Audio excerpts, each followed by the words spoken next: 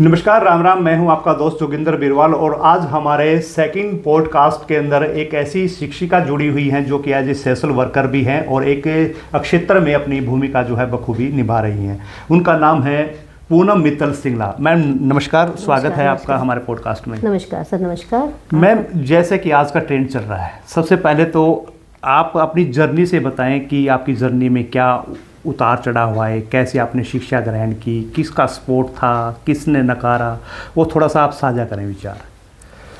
देखिए सर, यदि मैं अपनी पूरी जर्नी की बात करूं तो उस जर्नी में बहुत अप एंड डाउन्स रहे हैं जी। शादी से पहले की बात करूं तो एक टाइम ऐसा भी था, शायद जो परिवार के रिलेटिव्स थे उन्होंने हमें पढ़ाने के लिए, जैसे बीइंग अ गर्ल, सबका ये सुझाव था कि 10वीं 11वीं हो गई है लड़की की शादी कर दी जाए। लेकिन मैं अपने माता पिता का एहसान कह सकती हूँ, या उनका जो प्यार था मेरे लिए, या वो जो मुझे बनाना चाहते थे, उन्होंने सबसे ऊपर होके घर में चाहे कुछ था या कुछ नहीं था, उन्होंने मेरी पढ़ाई में, मेरे भाइयों की पढ़ाई में कोई कमी नहीं आने दी। चाहे समाज ने उन्हें कितना भी कहा कि भाई यदि नहीं है तो आप शादी कर दो, क्यों लड़की की खर्चा उठाना, लेकिन मेरे पापा का, मेरी मम्मी का एक सपना था कि जो कमी हमने झेली है वो हमारे बच्चे ना झेलें जी। तो उन्होंने हमारी परवरिश में, हमारी पढ़ाई में हमें बहुत पढ़ाया। जहाँ जहाँ हमें पढ़ना था, जैसे जैसे करना था, उन्होंने हमारा बहुत बहुत साथ दिया जी। कहाँ तक शिक्षा पाई आपने, अगर बात करें तो? मैंने डबल मास्टर्स की है। मैं MCA भी हूँ, MSc मैथमेटिक्स भी मैंने की है जी। नेट क्वालिफाई किया, एस्टेट क्वालिफाई किया, PhD होल्डर हूँ मैं। PhD मेरी कंप्लीट है। ओके। और लास्ट अभी 14-15 सालों से मैं शिक्षा के क्षेत्र में अपनी भूमिका अदा कर रही हूँ जी। और जो मेरी एजुकेशन थी जब मैं शादी से पहले आई, मेरी डबल मास्टर थी। बाकी जो मेरा एस्टेट, नेट, PhD वो सब मैंने शादी के बाद यहाँ। यानी जो माँ बाप ने, भाई ने जो पीछे किया था, आगे हस्बैंड और सास ससुर ने भी आपका सहयोग किया। हाँ, यहाँ जो मुझे सास ससुर नहीं कहूँगी, वो भी मेरे दूसरे माता पिता ही थे। क्योंकि जब मेरी शादी हुई थी, मुझे बहुत अच्छे से याद है कि जब रिश्ता हुआ तो सबने ये बोला कि वहाँ जाके एक बार भी जिक्र नहीं करना है कि तुम्हारी इच्छा है जॉब करने की। क्योंकि शायद ये जो सफ़ेदों की मंडी है, यहाँ पर कोई भी अपने घर की बहुओं को घर से बाहर जॉब के लिए नहीं निकालता। तो घर वालों ने बड़ा समझा के मुझे भेजा था कि बेटा ठीक है, आप बड़े हो, पर वहाँ जाकर आपने कभी जिक्र नहीं करना है कि आपकी इच्छा है जॉब करने की। लेकिन मैं यहाँ आकर इतनी धनी हुई कि मुझे जो यहाँ पर सास ससुर नहीं, मुझे माँ बाप ही मिले। शादी के 2 महीने बाद ही मेरे फादर इन लॉ, मतलब पापा जी ने यहाँ खुद मतलब पूछ के, बेटा आपका कोई मन है कुछ करने का? तो उन्होंने मेरी, मतलब मुझे आगे शिक्षा के क्षेत्र में बाहर निकाल दिया। चाहे समाज ने कुछ बोला हो, लेकिन उन्होंने कभी, मतलब मुझे पूरा सपोर्ट किया। नहीं मैडम, डर भी होता है जब दूसरे घर में आते हैं शादी करके, सपने भी होते हैं, एक डर भी होता है, पता नहीं क्या होगा क्या नहीं होगा। बिल्कुल। आपको भी लगा था डर ऐसे? बिल्कुल लगा था डर, क्योंकि हम जिस परिवार से आते हैं उस परिवार में लड़कियों को बहुत कुछ सिखा के भेजा जाता है कि आपको ये नहीं करना, ये ऐसा करना है, ऐसे आपको रहना है, ऊंची आवाज़ में बात नहीं करनी है। तो वो सब हमें सिखा के भेजा गया था कि आपको ऐसे ही रहना है। एक डर बिल्कुल था, लेकिन यहाँ आकर शायद वो मेरा डर ना रह के मुझे अपनापन इतना मिला कि मेरा वो डर। कितने दिन में निकल गया मैडम वो डर, अगर हम बात करें तो? वो डर तो यहाँ पर कहते हैं ना, जिस दिन आपकी शादी होके आप आते हैं, आपको हफ्ते 10 दिन में ही सब कुछ पता चल जाता है। यानी भावनाएं समझ ली थी उन सास ससुर ने, उनको पता था कि ये हमारी बहू नहीं बेटी है। हाँ, उन्होंने कभी भी मुझे यहाँ बहू की तरह नहीं रखा, बेटी की तरह ही रखा जी। मैम, अब ये आता है कि आपने बताया कि शिक्षा के क्षेत्र में मैं काम कर रही हूँ, लेकिन एक महिला के लिए एक और चीज़ होती है कि घर, बच्चे और स्कूल, तीनों को किस तरह से मैनेज किया फिर आपने? ये भी बहुत एक चैलेंजिंग टास्क रहा मेरे लिए, और अभी भी है, क्योंकि परिवार के साथ सब कुछ मैनेज करना बहुत मुश्किल हो जाता है कई बार। लेकिन यदि हम प्रयत्न करते हैं, हमारे अंदर इच्छा है, हमें करना है, और साथ में आपके परिवार का साथ है, तो आप ये सब चीज़ें बखूबी कर पाते हैं। और शायद मेरे साथ, मेरी फैमिली का, मेरे हस्बैंड का, मेरे सास ससुर का, मायके से, हर जगह से मुझे इतना सपोर्ट था, तो मैं कर पाई। चाहे प्रॉब्लम्स आई, स्ट्रगल्स की, क्योंकि आपको सबको टाइम देना है प्रॉपर। जी जी। तो उस स्ट्रगल्स का आपने जिक्र किया, उसका सोल्यूशन क्या क्या निकला फिर बीच में? जैसे सोल्यूशन यही निकला कि आप देखो, यदि हम ज़्यादा सोचेंगे काम नहीं होगा तो काम कभी नहीं होगा। मुझे करना है तो आपको अपने टाइम को मैनेज करना पड़ेगा, क्योंकि हम बहुत सारा टाइम, कई बार हम खाली बैठे होते हैं तो शायद हम मोबाइल की रील स्क्रॉल करने में लगाते हैं। बिल्कुल, तो बिल्कुल, शायद बिल्कुल। मैंने अपना वो टाइम उस मोबाइल की रील को स्क्रॉल करने में ना लगा कि उस टाइम की मैनेजमेंट इस ढंग से की कि मैं सबको अपना टाइम प्रॉपर दे पाऊँ। मोबाइल की रील्स का आपने जिक्र किया, आजकल एआई का ज़माना चल रहा है। एआई के दौर में बच्चों के लिए शिक्षा ऑनलाइन ज़रूरी है या फिजिकल? दोनों ही शिक्षा ज़रूरी है, दोनों ही शिक्षाओं का अपना महत्व है। यदि हम बात करें ऑफलाइन, ऑफलाइन तो बहुत ज़रूरी है, क्योंकि जब आप फिजिकल एक्टिविटी में इन्वॉल्व होते हो तो बच्चे की, कहते हैं ना, हर तरह से, मतलब चारों तरफ से उसकी वो बूस्ट होता है, ग्रोथ करता है। जी जी। यदि हम ऑनलाइन की बात करें, ऑनलाइन इसलिए ज़रूरी है क्योंकि कई बार बच्चा बहुत दूर नहीं जा सकता। मान लो अब बहुत सारी ऐसी इंटरनेशनल यूनिवर्सिटीज़ हैं जहां पर आपको जाने के लिए बहुत ज़्यादा आपका फंड लगेगा, लेकिन उनकी ऐसी उन्होंने क्लासेस अपॉर्चुनिटी प्रोवाइड की हैं ऑनलाइन के माध्यम से। जैसे कोविड के टाइम पर ऑक्सफोर्ड ने कितना, हार्वर्ड ने, बहुत सारी ऐसी यूनिवर्सिटीज़ थी जिन्होंने ऑनलाइन कोर्सेज देके, जो 24 आवर्स जो पर्सन फ्री था बहुत कुछ सीख सकता था। तो दोनों ही पर्सपेक्टिव अपनी अपनी जगह, अपनी अपनी एक अहम भूमिका अपनी जगह रखते हैं। बच्चे की स्टडी के दौरान किस तरह का माहौल होना चाहिए? कई बार बच्चों को एक डर लगता है कि पता नहीं क्या होगा, कैसे होगा, उस चीज़ को कैसे वो फिर मैनेज करें? देखो, बीइंग अ टीचर हमारे पास हर तरह का बच्चा होता है। एक बच्चा ऐसा होता है कि आपके एक अक्षर या एक फॉर्मूले लिखने से वो सारा क्वेश्चन सॉल्व कर देते हैं। कई ऐसा बच्चा होता है, मीडियम बच्चा, उसको आपने 2 बार बताया और वो तीसरी बार आपको सॉल्व करके दे देगा। एक ऐसा बच्चा भी आपके पास होगा, शायद उसको वो फॉर्मूला लिखना भी ना आए, यानी बैक बेंचर। हाँ, बैक बेंचर तो हमारे बहुत होशियार होते हैं, मैं तो ये कहूँगी। कई बार बहुत सारे ऐसे बच्चे, आपने आइंस्टाइन की यदि आपने कहानी सुनी हो, वो भी हमारे बैक बेंचर ही रहे थे। तो हम ऐसे, ये एक हमारी ना मेंटलिटी है कि बैक बेंचर है तो वो होशियार नहीं होगा, यानी वो फेलियर है। हाँ, वो फेलियर है। बट ऐसा नहीं है। आप बच्चे के अंदर की खूबी को बाहर निकालने के लिए टीचर को बहुत प्रयत्न करना पड़ता है, क्योंकि आज की जनरेशन जेनजी है, जैसे हम बात कर रहे हैं। थोड़ी हमारी पहले वाली जनरेशन की बात करें, उनको समझाना आसान था, शायद आप कह सकते हैं 90 के दशक वालों। हाँ, उनको समझाना आसान था। इस दशक को समझाना थोड़ा मुश्किल है, पर नामुमकिन नहीं है। कारण क्या है मैम? ये सिर्फ कारण, यदि हम बात करें, क्योंकि इमोशनल जो हमारी अटैचमेंट है फैमिली से ही यदि हम शुरू करें तो वो बच्चों को नहीं मिल पा रही है। हम घर में यदि हम 4 जने हैं और एक कमरे में बैठे हैं तो 4 अपने अपने मोबाइल्स में लगे हुए हैं। बिल्कुल बिल्कुल बिल्कुल। सबसे यदि हम बात करें कि यदि हम वो मोबाइल छोड़ के घर में 1 घंटा भी आपस में बात करें, जो हमारे दौर में हम लोगों ने किया है, तो एक अंदर से इमोशन जो है वो जुड़ जाते हैं। तो उससे आपको समझना भी आसान हो जाता है, समझाना भी आसान हो जाता है। अक्सर पेरेंट्स देखते हैं कि अपने बच्चे की तुलना दूसरे बच्चे से कर देते हैं, या उसके मार्क्स ज़्यादा आए हैं, आप स्टडी कम करते हो, खेल कूद ज़्यादा करते हो। कितना सही मानते हैं? तुलना करना चाहिए कि नहीं? बिल्कुल भी नहीं तुलना होनी चाहिए। तुलना तो हमें किसी से भी नहीं करनी चाहिए। जब हमारे हाथ की 5 उंगलियां ही बराबर नहीं हैं तो हम एक पर्सन को दूसरे पर्सन से कंपेयर कैसे करें? वो बहुत गलत है। मैं ये तो मैं सबसे अनुरोध करूं, क्योंकि मैं भी एक माँ हूँ। कई बार मुझे भी हो जाता है कि भी राघव के साथ वाले फ्रेंड के अच्छे नंबर आए हैं लेकिन मेरे बेटे के नहीं आए, कहीं 1-2 नंबर कट गया। तो कई बार खुद के मन में आता है कंपैरिजन करें, लेकिन इससे बच्चा डीमोटिवेट होता है। जी। कोचिंग सेंटर और स्कूल में क्या डिफरेंस है?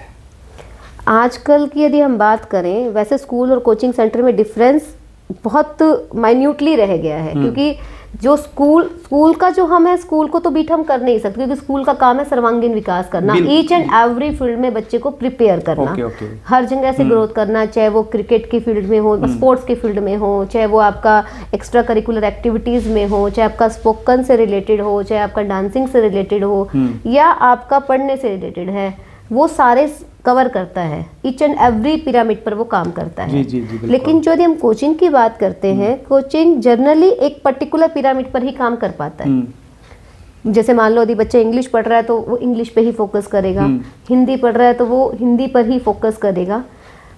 तो ये एक थोड़ा डिफरेंस है मतलब यदि हम बात करते हैं तो जो हमारा कोचिंग इंस्टीट्यूट्स है वो केवल और केवल मार्क्स को बूस्ट करने के लिए बच्चों की हेल्प करते हैं। बच्चों के जो कंसेप्ट्स में कहीं फेलियर है उस कंसेप्ट्स को बूस्ट करने में हेल्प करते हैं, क्लैरिटी लाते हैं उनके। क्योंकि कई बार बहुत सारे बच्चों के साथ स्कूल में क्लैरिटी ना आ पाए, पर ऐसा भी नहीं कहूँगी कि स्कूल में नहीं आता। लेकिन लोगों की सोच ये बन गई है कि जब तक आप कोचिंग नहीं लोगे सक्सेस नहीं प्राप्त कर सकते, जबकि वो चीज़ स्कूलों में भी हो सकती है। बिल्कुल, मैंने आज तक कभी कोचिंग नहीं ली, मास्टर्स भी की, नेट भी क्वालिफाई किया, एस्टेट भी क्वालिफाई किया, लेकिन कभी कोचिंग नहीं ली। क्योंकि आपकी सेल्फ, मैं वही आपको कह रही हूँ, आज का जनरेशन जो है वो सिर्फ भाग रहा है। सेल्फ स्टडी बहुत कम है क्योंकि बच्चे बुक्स नहीं पढ़ते, वो भागते इसीलिए हैं, उन्हें चाहिए शॉर्टकट मिल जाए हमें। लेकिन रट्टा प्रक्रिया भी आ जाती है उनके अंदर। रट्टा प्रक्रिया भी नहीं कह सकते, आजकल के बच्चों की स्मार्ट लर्निंग आ गई है। रट्टे लगाने वाली जनरेशन भी चली गई है। अब बच्चे क्या करते हैं, स्मार्ट लर्निंग करते हैं। स्मार्ट लर्निंग के कारण क्या करता है बच्चा, ये कोशिश करता है कि इसका मुझे इससे भी शॉर्टकट मिल जाए, अरे इसमें से ना ये वाला पार्ट स्किप कर दे, इसमें ये वाला भी आ जाएगा। तो मतलब बच्चा हर चीज़ को स्मार्ट एक्स्ट्रा से एक्स्ट्रा करने की कोशिश करता है। और लिखने की आदत बच्चों की चली गई है।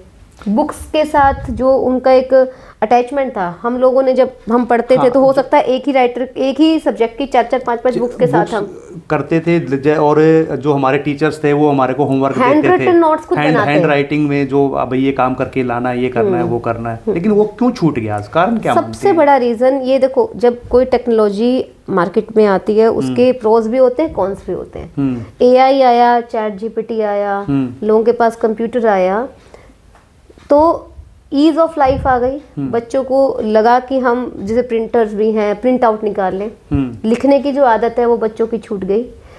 क्योंकि जब बच्चा एक बार लिखना छोड़ देता है तो उसकी वैसे भी ब्रेन की एक्टिविटी कम हो जाती है। ये मतलब मेरा मानना नहीं है, आप यदि आप यूट्यूब पे या कहीं भी आप गूगल पे भी आप सर्च करोगे, रिसर्च हुई है। हमारे टाइम पर जितने हम अपने दोनों हाथ से एक्टिविटी करते हैं उतनी हमारा ब्रेन एक्टिवेट होता है। जी बिल्कुल। उतनी ही हमारे ब्रेन की जो न्यूरॉन्स हैं वो काम करते हैं। लेकिन आजकल बच्चा लिखता नहीं है, वो नहीं लिखना उसकी ब्रेन की एक्टिविटी को जीरो बनाया, यानी धूमिल कर देता, वो याददाश्त कमजोर हो जाती है। याददाश्त, अब बच्चों का दिमाग, अब जैसे मान लो बच्चों को ये बड़ा याद रहता है कि हमारे टॉप 10 क्रिकेटर कौन चल रहे हैं, है ना, टॉप 10 यूट्यूबर कौन चल रहे हैं, मूवी कौन सी ट्रेंडिंग में है। बिल्कुल। तो बच्चे का दिमाग आजकल दिशाहीन ही होता जा रहा है। जो उसको एक्चुअल में जानना चाहिए वो नहीं जानता, लेकिन उस चीज के पीछे भाग रहा है जहां सारे बच्चे भाग रहे हैं।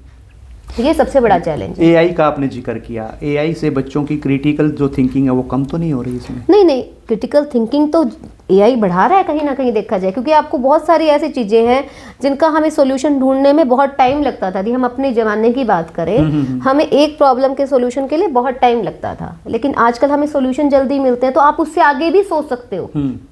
और आजकल तो बहुत सारी ऐसी यूनिवर्सिटी हैं जो क्रिटिकल थिंकिंग और डिजाइन थिंकिंग को अपने करिकुलम में एक्स्ट्रा करके पढ़ा रही हैं, ताकि बच्चों की जो थिंकिंग पावर है वो बूस्ट हो। लेकिन सवाल ये भी आ जाता है कि बच्चों में कहीं क्या करना है ये तो सिखाया जाता है, कैसे करना है वो कहीं ना कहीं छूट जाता है। ये आपकी बात से मैं यहाँ पर थोड़ा सा एग्री भी करूँगी और थोड़ा डिसएग्री भी करूँगी, न्यूट्रल मैं रहूँगी इस बात पे जी। क्योंकि देखो, हम बीइंग अ टीचर या बीइंग अ पेरेंट, आजकल सबको ये भी पता है काम कैसे करना है और ये भी पता है क्या करना है। क्योंकि बच्चा 1 मिनट में अपने आप को स्विच करना भी जानता है। यदि उसे लगता है कि मार्केट में आजकल सॉफ्टवेयर इंजीनियर का दौर है, AI का दौर है, तो वो AI पढ़ेगा। अब थोड़े टाइम में टेक्नोलॉजी चेंज कर दो, साइबर का दौर आ गया तो बच्चा साइबर पढ़ेगा। ठीक है। और बच्चे को आजकल हर ऐसा मतलब कहीं नहीं जाना तो उसे आजकल बच्चा चैट GPT से ही पूछ लेता है। आप एक और आजकल बहुत चक्कर चला हुआ है कि बच्चे किसी और से बात करना पसंद नहीं करते, चैट GPT से, सीरी से बात करना पसंद करते हैं। वो हो सकता है घंटों सीरी से बात करते हो, hey Siri how are you, today I am feeling very hungry, today I am feeling very bore, what I have to do. वो इस तरह से बात करना शुरू करता है और सीरी उसको इस रंग से जवाब देती है और वो 1 घंटा 1.5 घंटा अपना उस हाँ कर लेता है टोटल। उसी से ही बात करता है, क्योंकि उसके पास ह्यूमन बीइंग नहीं है। मैंने आपको जो फर्स्ट बोला कि हमें फैमिली से शुरुआत करनी पड़ेगी, अपने परिवारों में जो हम पहले फोन को हमें रखना चाहिए दूर रख के, कि हम जैसे हम पहले हमने देखा है कि हम बचपन में सब एक जगह दरी पे बैठ गए, खेल लिए, एक साथ खाना खाया, आजकल वो दौर को दोबारा लेकर आना पड़ेगा। लेकिन उस टाइम पे सुविधाओं का भी टोटा था, सुविधाओं की कमी थी, लेकिन अब तो सुविधाएं घर में बिजली भी है, पहले बिजली भी कम होती थी चली जाती थी, अब तो इन्वर्टर सोलर सारा सिस्टम आ गया है, कंप्यूटर आ गया है, मोबाइल आ गया है। जब से मोबाइल आया जब से हमारा ताना बाना छूट गया है, तो वो पुराना दौर कैसे आएगा? नहीं, कैसे पुराना दौर आप देखो ना, जितने भी अब नए नए आप जगह गेम्स देख रहे हो, कहीं कहीं दोबारा से फुट्टो के गेम्स भी दोबारा खिलवाए जा रहे हैं अलग अलग यूनिवर्सिटीज में, आप देखेंगे। जी बिल्कुल बिल्कुल, है ना, खो खो के गेम दोबारा से खिलवाए जा रहे हैं। आप समझिए ना, अब हम दोबारा से क्यों पुराने ट्रेंड पर आ रहे हैं, क्योंकि हमारी जो बॉडी है फिजिकल एक्टिविटी से ही स्ट्रोंग रहेगी। तो ये एक्टिविटीज सुख सुविधाओं के साथ अब योगा दोबारा ट्रेंड पर आ रहा है। जी जी जी। अब मैम सवाल आता है कि क्लासरूम में जब जेंडर इक्वालिटी सिखाते हुए आप खुद महिला हैं, तो क्या टीचर की क्या चुनौतियां रहती हैं उसमें? ये चुनौतियां तो आजकल ऐसी है क्योंकि बच्चा पहले से स्मार्ट है। ये चुनौतियां शायद पहले आती थी कि जब टीचर खुल के बात करने में थोड़ा सा हेजिटेट करता था, लेकिन आजकल बच्चा आपसे ज़्यादा स्मार्ट है, तो शायद आपको जेंडर इक्वालिटी को बताने में इतनी प्रॉब्लम नहीं आती, क्योंकि बच्चा खुद भी समझदार है, उसे पहले ही बहुत कुछ पता है। और जो हमारा आजकल सस्टेनेबल गोल का चला हुआ है, जो गोल है हमारा, उसमें एक टर्म है जहाँ पर जेंडर इक्वालिटी के लिए प्रॉपर कंसेप्ट बनाया हुआ है। उसके बहुत सारे आजकल सेमिनार्स हो रहे हैं, वेबिनार्स हो रहे हैं, कॉन्फ्रेंसेस भी हो रही हैं, तो बच्चा अवेयर है इस चीज के लिए, यानी कारगर साबित हो रही है हमारी जो हाँ, ये जो हमारा सस्टेनेबल गोल का आया उसके कारण बहुत सारी चीजें हमारी पाइपलाइन में आ रही है। वो जो वाटर की हमारी जो वेस्टेज थी, अब वो भी आप देखेंगे कि लोग अवेयर हैं कि हमें वाटर टैप को चलता नहीं छोड़ना है। बिल्कुल बिल्कुल बिल्कुल। तो बहुत सारी चीजें हैं, हंगरनेस के लिए जो हमारा चला हुआ है कि तो वो बहुत सारी चीजें हैं जो सस्टेनेबल डेवलपमेंट का हमारा चला हुआ है। जी, हाइब्रिड लर्निंग और फिजिकल क्लासरूम में क्या ये फ्यूचर है या फैशन? ये फ्यूचर है, फैशन नहीं है। कैसे? क्योंकि हाइब्रिड मोड में क्या है, बच्चा अब मैंने अभी आपको जब पहले बात बताई कि बहुत सारी ऐसी यूनिवर्सिटीज़ हैं जहाँ पर हम फिजिकली प्रेजेंट नहीं हो सकते। एनईपी आया है, एनईपी ने बच्चों को पूरी तरह से फ्रीडम दे दी है, आप कोई भी कोर्स ऑप्ट कर सकते हो, कोई भी कोर्स पढ़ सकते हो।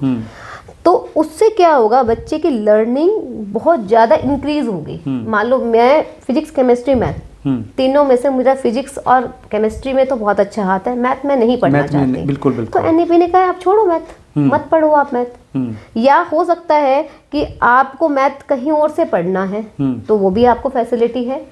एनपीटीईएल के कोर्सेज आते हैं, आपको बहुत सारे हमारे ऑनलाइन प्लेटफॉर्म हैं जहाँ से आप उस कोर्स को पढ़ सकते हैं। जो अच्छी यूनिवर्सिटीज़ हैं वो क्या कर रही हैं, कुछ कोर्सेज ऑफलाइन पढ़ा रही हैं, कुछ कोर्सेज को वो ऑनलाइन ऑफर कर रही है, यानी फिजिकल और डिजिटल का कॉम्बो बना दिया फिजिकल। इससे क्या हुआ, बच्चे की ग्रूमिंग हो रही है। बच्चा आप समझो इस बात को कि फिजिकल में वो केवल इन 4 दीवारी के अंदर जितने टीचर्स हैं उनके साथ डील करेगा। जब बच्चा ऑनलाइन जाएगा, ऑनलाइन किसी कॉन्फ्रेंस में, किसी ऑनलाइन किसी और मतलब आईआईटी का टीचर है या इंटरनेशनल किसी और यूनिवर्सिटी का टीचर है, बच्चा उससे भी इंटरेक्ट कर रहा है, यानी 2 बातें वहां से भी सीखेगा। उसका एरिया ब्रॉड हो गया है, क्योंकि आजकल सबसे ज्यादा जरूरी नेटवर्किंग भी तो रह गई है ना। आप विदाउट नेटवर्किंग तो आप कहीं पर भी स्टैंड नहीं करते हैं। तो ये हाइब्रिड मोड बहुत जरूरी है, क्योंकि आजकल यूनिवर्सिटी क्रेडिट मैच कर देती है कि आप ऑनलाइन कोर्स करिए, आपने इसका कोर्स ऑप्ट किया तो वो उसको मैच कर देगी। ये बहुत अच्छी फैसिलिटीज एनईपी ने हमें दे दी है। जी जी बिल्कुल बिल्कुल। और जो हमारे नरेंद्र मोदी जी, उनका ये जो मिशन है, विजन है, बहुत ही क्लियर है। और ये फ्यूचर में यदि इसको हम एक्चुअल में इम्प्लीमेंट करते हैं ना, तो हम भी डेवलप्ड कंट्री हो जाएंगे, डेवलपिंग वर्ड हमारा हट जाएगा। Okay okay okay. अब सवाल आता है मैम, जैसे टीचिंग ज्वाइन करने से पहले आपने क्या सोचा था, प्रोफेशन या जॉब? जब हम एजुकेशन कर रहे थे, जब मैं अपने 10th 12th की बात करूं, तो ऐसा उस टाइम था कि हमें कल्पना चावला जी का रिसेंटली उस टाइम हुआ था कि वो स्पेसशिप में गई थी। जी जी बिल्कुल बिल्कुल। तो बहुत मन था सबका कि हम एस्ट्रोनॉट बने। मेरे साथ मेरा बड़ा मन था कि मैं भी एस्ट्रोनॉट बनूं, कल्पना चावला जैसी बनूं, लेकिन हमें वो सुविधाएं नहीं मिल पाई। हमारे आसपास वो सब फैसिलिटीज़ नहीं थी। वो जो भी आपने हाइब्रिड की बात की ना, ये इसलिए बहुत बेनिफिट है, बच्चा कहीं भी जा सकता है, नासा, इसरो, कहीं पर भी बहुत जल्दी अप्रोच कर सकता है। यदि मैं आज से अपने 26 साल पहले की बात करूं तो हमारे लिए मुश्किल था वो चीज़ों को अप्रोच करना। सन 2000 में वो चीज़ें नहीं थी, नहीं हमारे जो आज पास 2025-26 हाँ, में है। हमारे लिए बड़ा मुश्किल था अप्रोच करना उन चीज़ों को। तो फिर जब हम प्रोफेशन की बात करते हैं, मुझे किसी ने कहा कि आप HSC की जॉब है, HPSC की SDM IAS ऑफिसर की तैयारी करो, लेकिन उस टाइम मन यही था नहीं सॉफ्टवेयर इंजीनियर बनना है। सबसे पहला तो दिमाग में था नहीं सॉफ्टवेयर इंजीनियर बनना है। लेकिन 2004-6-9 के आसपास बहुत क्राइसिस आया मार्केट में। हालांकि MCA किया, जॉब यही चैलेंज आया कि बाहर जाना पड़ेगा जॉब के लिए। तो मैंने 1 साल हिसार NIIT में जॉब की जी। फिर शादी हो गई। शादी के बाद एक बार तो लगा करियर गया, यानी चिंताएं बढ़ गई उस टाइम चिंता बढ़ गई, क्योंकि शादी के लिए हो गया ना कि भाई आपको वहाँ जिक्र ही नहीं करना, जॉब किया, किराया सारा पानी में हो गया, सब पानी में गया। लेकिन यहाँ आकर फिर ये लगा कि भाई कुछ करना है।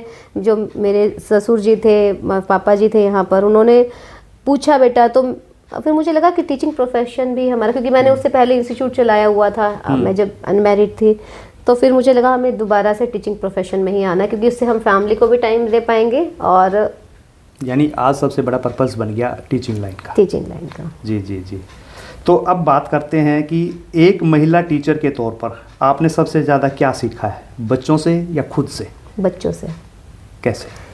जो बच्चा आपसे पूछता है ना, वो आप सोच भी नहीं सकते। यदि आपका बच्चा बहुत अच्छा है ना, तो एक टीचर बहुत अच्छा बन जाएगा। ओके। सबसे ज़्यादा आपके लिए अहमियत आपका स्टूडेंट है।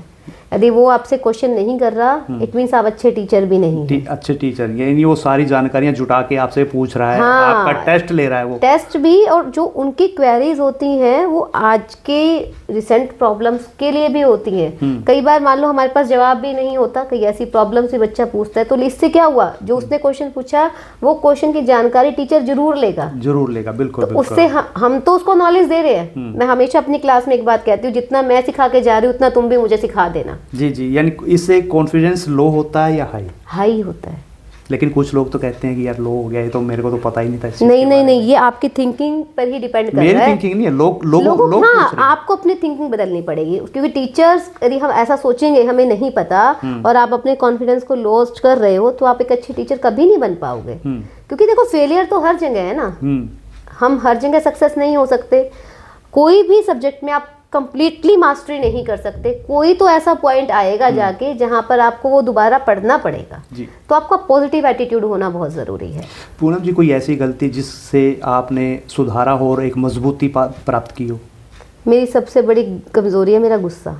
तो उसमें सुधार हुआ बहुत? अभी रिसेंटली जब मेरे फादर एक्सपायर हुए हैं, अभी रिसेंटली 4 मंथ हो गए, तो उसके, क्योंकि कहते हैं ना जब तक हम पर कोई बड़ा होता है तो शायद हम शेर ही रहते हैं कि हम गलतियां करेंगे तो यानी हमारे पास छतरी है, ऊपर छतरी है। जब यहाँ से सास ससुर का जाना हुआ और फिर सहारा मतलब अपने मम्मी पापा लगते हैं, और अब क्योंकि शायद मैं पापा की बहुत लाडली हूँ, अपने रही हूँ और हूँ, अब उनके जाने के बाद मुझे लगा कि चीज़ों को चेंज करना ज़रूरी है अब, क्योंकि अब आप, एक होता है ना कि वहाँ तो जाके आप अपना 2 गुस्सा भी दिखा सकते हो। बिल्कुल। तो अब वो गुस्से में कहीं ना कहीं अंडरस्टैंडिंग लेवल कह लो, या फिर अपने गुस्से को कंट्रोल करना आ गया है। वीक हुए या मजबूत? वीक भी हुई, बहुत टूटी, लेकिन शायद अभी जो मैं यहाँ बैठी हूँ, यदि आप मुझसे अब 2 महीने पहले मिलते तो शायद मैं आपको वीक फेस में मिलती। जी, आज मजबूती आ चुकी है। मजबूती इसलिए आ चुकी है क्योंकि मुझे अपने पापा के बहुत सारे सपने पूरे करने हैं। उनके आदर्श जो उन्होंने सीख दी थी, आप उस पथ पे दोबारा से बढ़ चुके हैं, क्योंकि वो तो एक भगवान की देन थी भाई। हाँ। जितना वो था वो एक आया है तो जाएगा। हाँ जी, लेकिन उनके आदर्शों पे आप दोबारा से खड़े हो गए। अब मुझे ये है कि अब मैं ये चाहती हूँ कि जो भी उन्होंने मेरे लिए सोचा है, जो उनके सपने थे, मैं उन सब सपनों को पूरा करूं। यानी अभी भी अधूरे हैं सपने बाबूजी के, अगर हम बात करें? बहुत अधूरे हैं। वो चाहते थे कि उनकी बेटी लाल बत्ती में चले यानी वो अभी रह गया, दिल में दबी हुई बात है ये। हाँ, जी तो उनका एक बड़ा सपना था इस बात का कि मेरी बेटी रेड लाइट में जाए। और क्योंकि मेरा कभी एम था ही नहीं कि मैं कभी एचपीएससी एचएसएससी में जाऊं, कभी नहीं था ये एम। तो कभी जिक्र नहीं हुआ भाई बेटा यूपीएससी कर लो, एचपीएससी कर लो या कुछ एक और बार चीज़ जब मैं 10th में थी, मेरा सपना पूरा हो जाएगा। 10th में जब मैं थी तो हमारे वहाँ के एसडीएम थे, स्पीच कंपटीशन था, उन्होंने मुझे बुक्स भी भिजवाई घर और पूरे अनाउंस किया था उन्होंने हैप्पी सीनियर सेकेंडरी स्कूल में कि भी इस बेटी को एचएसएससी की तैयारी के लिए मैं स्पॉन्सर कर रहा हूँ। लेकिन उस टाइम मेरा माइंड एचपीएससी और एचएसएससी की जॉब के लिए प्रिपेयर नहीं था। ओके। तो और अभी भी नहीं है, बस अब ये है कि कोई और रास्ता होगा। तो अब विचार बनाया कि मैं ये क्रैक कर लूँ? विचार अब देखो, नेट कर लिया, एस्टेट कर लिया, पीएचडी कर ली, गवर्नमेंट जॉब के लिए हम ट्राई करते हैं। लेकिन अभी कभी मैंने ये नहीं सोचा कि मुझे यूपीएससी करना है। हो सकता है कोई और दिशा भगवान दिखाएगा, किसी और दिशा से भी हमें मिल सकता है। सपना तो अधूरा है, सपना जैसे अधूरा आपने है। कहा हाँ, सपना उनका अधूरा है, पर उसके लिए अभी है प्रयत्न, दिशाएं ढूंढ रही हूँ कि कैसे मैं उस सपने को साकार कर पाऊंगी। अब उससे ही मिलता जुलता क्वेश्चन आ रहा है कि टीचिंग में बर्नआउट बहुत कॉमन है। बर्नआउट, क्या कभी ऐसा फेज आया कि आप बस अब नहीं हो पाएगा? निराशा, बर्नआउट, निराशा। हाँ, निराशा पता है क्या है, आजकल आप गवर्नमेंट जॉब में और प्राइवेट जॉब में जब होते हैं, निराशा आती है आपको आपकी सैलरी को लेकर, सबसे बड़ी निराशा। मेरे ख्याल से कोई भी टीचर टीचिंग करवाने से दुखी नहीं होगा। यानी महीने की पहली तारीख को बात क्या है, जब आप गवर्नमेंट जॉब पर होते हैं तो आपका सैलरी, आपका रेपुटेशन बहुत अच्छा रहता है। सेम काम आप प्राइवेट में कर रहे हैं तो ना आपको सैलरी का सबसे बड़ा इशू रहता है और बर्डन बहुत ज़्यादा रहता है। जी बिल्कुल। तो शायद उस बर्डन के कारण ही टीचर परेशान होता है, फ्रस्ट्रेट होता है और एक टाइम पर पीक करता है, यार done, now I can't do this. Okay. वो केवल और केवल जिस ऑर्गेनाइजेशन में वो काम कर रहा है वहाँ की जो एक्टिविटीज़ हैं या जो वहाँ का इन्वायरमेंट है उससे परेशान होके बोल सकता है। लेकिन ये मेरा दावा है, कोई भी टीचर टीचिंग से परेशान नहीं टीचिंग होगा। से परेशान नहीं उसको से आप चाहे सारे दिन पढ़वा लो, वो उस बात से परेशान नहीं होगा।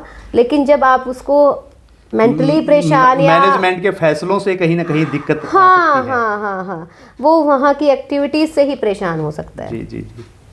वर्क प्लेस सेफ्टी और डेली स्ट्रगल्स में क्या फ़र्क नज़र आता है?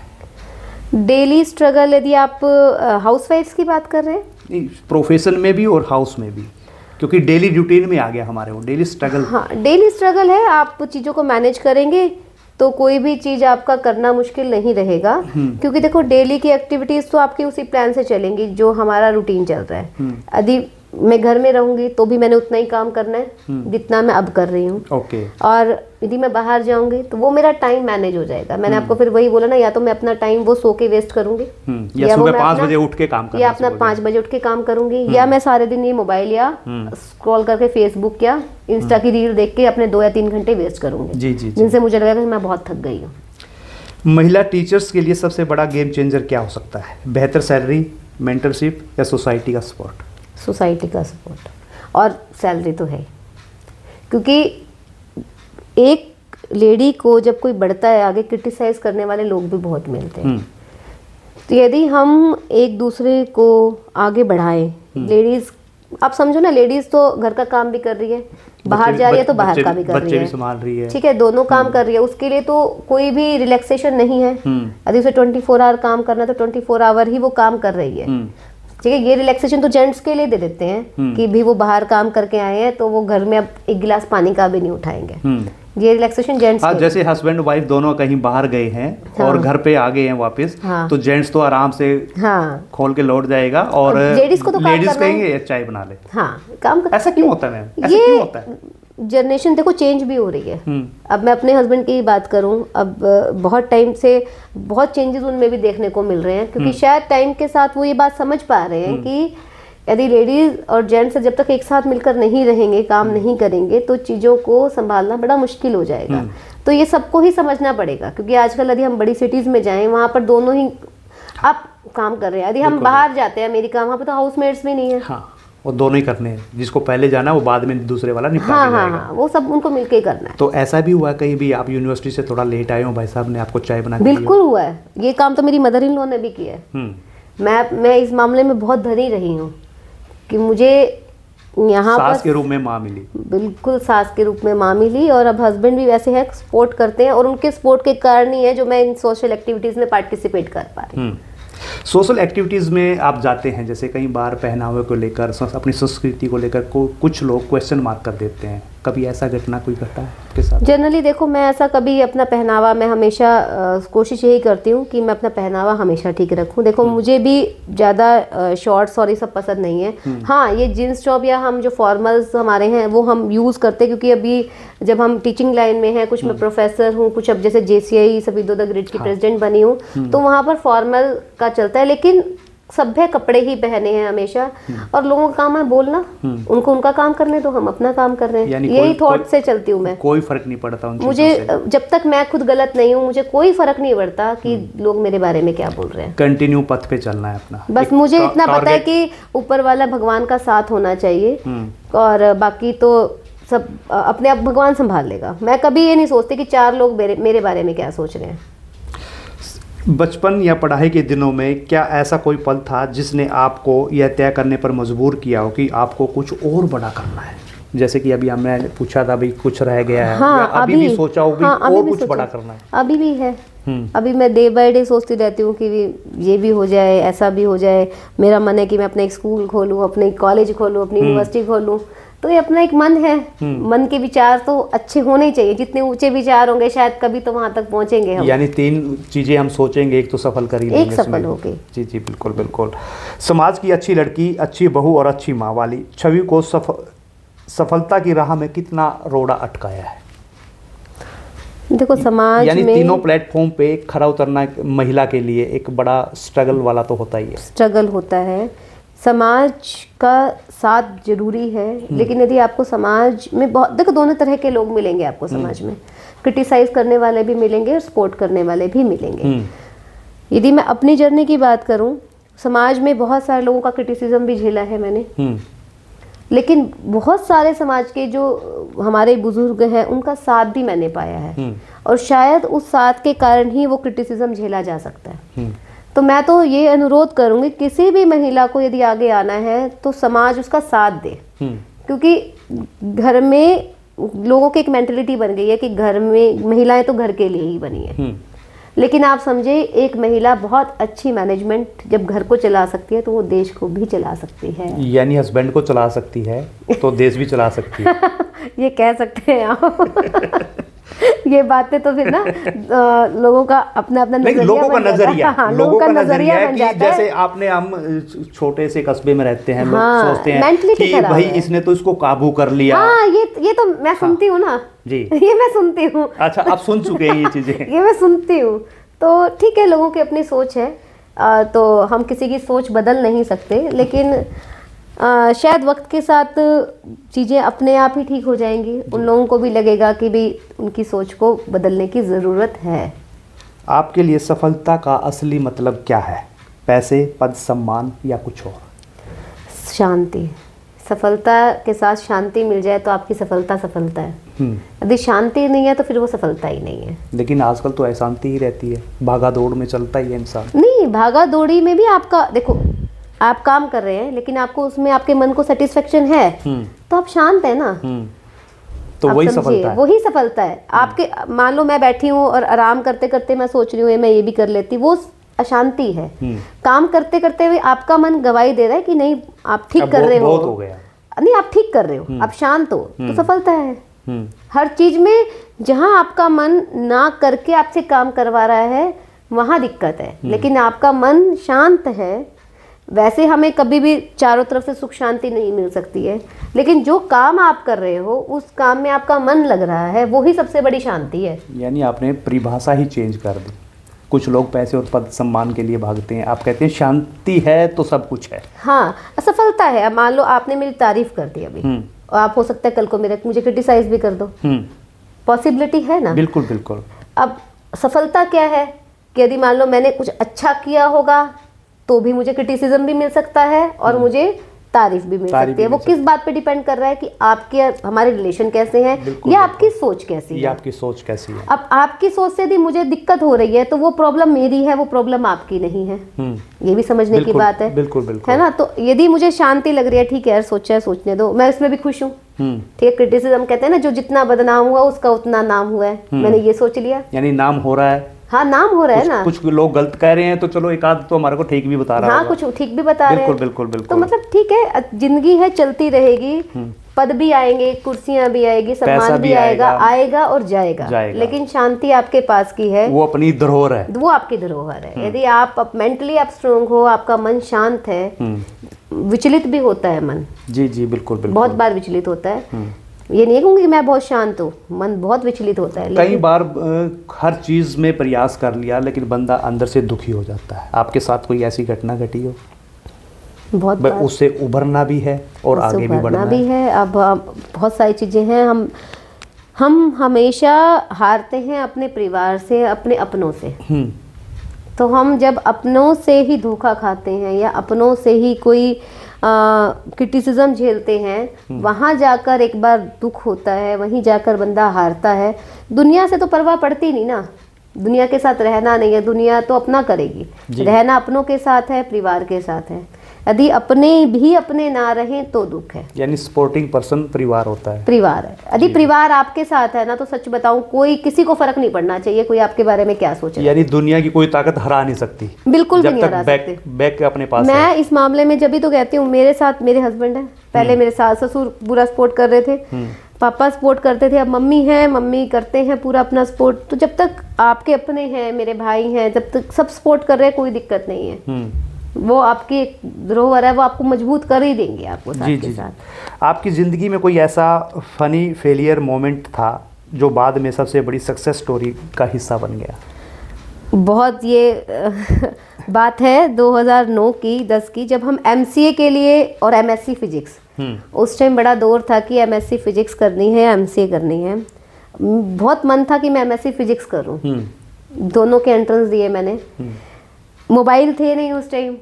जिस दिन रिजल्ट लास्ट डेट थी एडमिशन की कुरुक्षेत्र यूनिवर्सिटी में जाने की, उसी दिन मैंने अपना रिजल्ट देखा शाम को 3 बजे। मुझे किसने बताया, SMS बहुत बड़ी चीज हुआ करती कि आपका 20 रैंक आया हुआ है और एडमिशन आज की लास्ट डेट है, और आप 3 बजे के बाद कुरुक्षेत्र उस टाइम जाने के लिए बस करनी थी और वो करनी थी। बिल्कुल बिल्कुल। तो वो मेरा स्किप हो गया। मैं उस टाइम बहुत दर्द में हुई कि MSc अब तो क्या करूंगे, MSc फिजिक्स का रास्ता गया मेरा। जी जी, यानी मजाक भी होगा, फेलियर भी होगा। मतलब जीत गई थी क्योंकि पास हो गई थी, 20 रैंक था मेरा, मैं आराम से यूनिवर्सिटी से MSc फिजिक्स करती। फिर उसके बाद देखा जाए, मेरा MCA में ऑल इंडिया रैंक 77 आया, तो मैंने MCA किया। और अब MCA करके मुझे लग रहा है कि यार ठीक किया, सक्सेस स्टोरी बन गई कि AI और ML का जमाना है, कम से कम उसके साथ तो है, कम से कम हमें कोई बेवकूफ तो नहीं बना सकता ना। बिल्कुल। यानी वो सक्सेस स्टोरी बन गई फेलियर होने के बाद। हाँ, क्योंकि वरना मैं MSc फिजिक्स करती तो शायद वो एक उसी जोन में रह जाती, क्योंकि कंप्यूटर का फील्ड इतना बड़ा है कि आप day by day technology change हो रही है, हर दिन आपको सीखना है। तो ये मेरे लिए बहुत बार मैं सोचती हूँ, यदि मैं MSc फिजिक्स होती तो आज मैं क्या होती पूनम। फिर लगता है यार, फिर तो कंप्यूटर का भी नहीं आता, कुछ नहीं आता।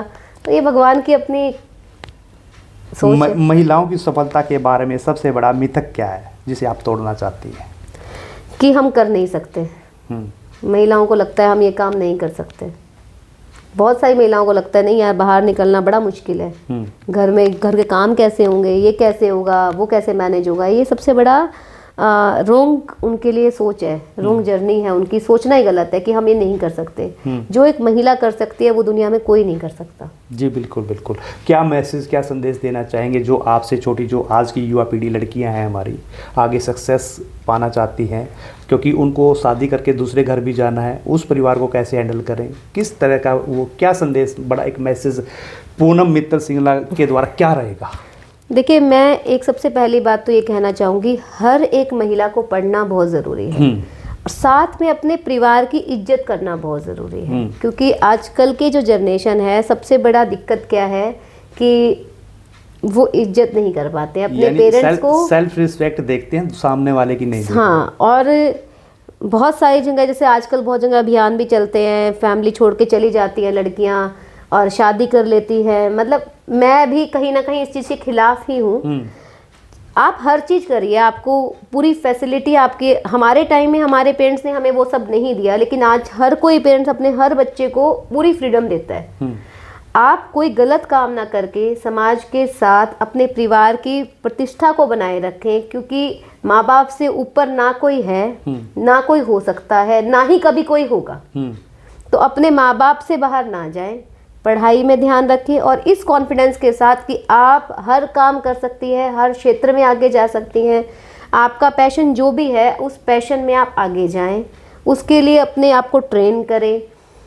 किसी के लिए किसी को क्रिटिसाइज ना करें, क्योंकि सबसे बड़ा दिक्कत ये भी है, एक महिला दूसरी महिला को क्रिटिसाइज भी करती है। बिल्कुल। तो वो भी ना करे, क्योंकि आज का जो ईरा है, यदि आप सब मिलके साथ नहीं रहेंगे तो दुनिया उसका फायदा उठाएगी। जैसे अभी बहुत सारी, हमने अभी एक मूवी भी आई थी पीछे, केरला करके मूवी, सबने केरला मूवी आई थी और उसमें बहुत अच्छा मैसेज सबको दिया है। तो मैं ये जरूर कहूंगी लड़कियों से कि किसी भी गलत इमोशन में ना फंसे।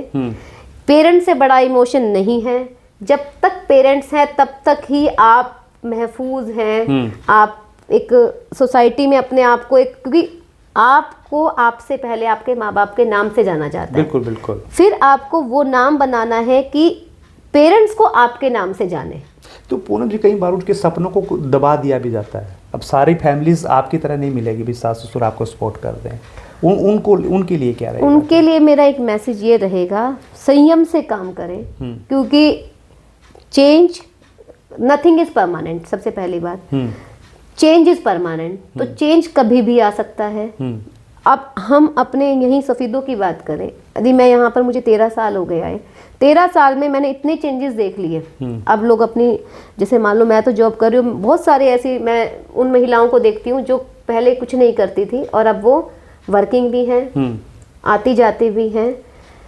एक संयम के साथ अपने जो बात करें, मतलब सबसे इम्पोर्टेंट है बात करना। जी जी। यदि आप अपने इन लॉज से बात करें, उन्हें समझाने की कोशिश करें बहुत प्यार से, तो मुझे लगता है कि आज के टाइम पर हर कोई मान सकता है। यानी आपके हौसले को उड़ान मिल सकती है। बिल्कुल मिल सकती है, बस हमें थोड़ा पेशेंस। सबसे बात है, हम बात नहीं करते हैं। बिल्कुल बिल्कुल।